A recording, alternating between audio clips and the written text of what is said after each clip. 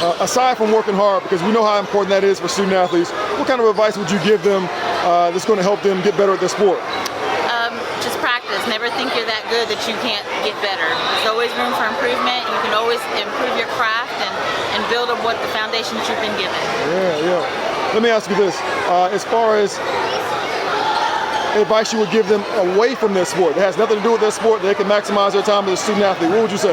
Concentrate on grades. Grades are important. Before sports, you should be a student athlete, meaning student comes first, athlete comes second. Some student athletes struggle with identity beyond their sport, not knowing what they provide other than just their sport. What type of advice would you provide them to help them kind of figure out who they are without their sport? Be true to yourself. You gotta find who you are, what makes you happy, and stick to that. It's not about what everybody else thinks, it's about what you love and what you think about yourself. Gotcha. All right. What's some potholes that maybe you fell into while being a student athlete, and how would you advise current student athletes to avoid it? I concentrated more on my sport than school, and when you're not doing well in school, it'll get you pulled from being an athlete quickly.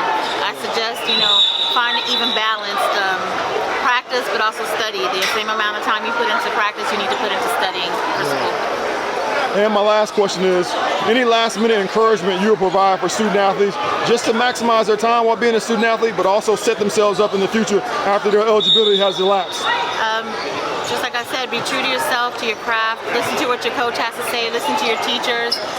Everybody has great advice. Just listen to what people say, but at the end, keep true to yourself. Gotcha. Thank you.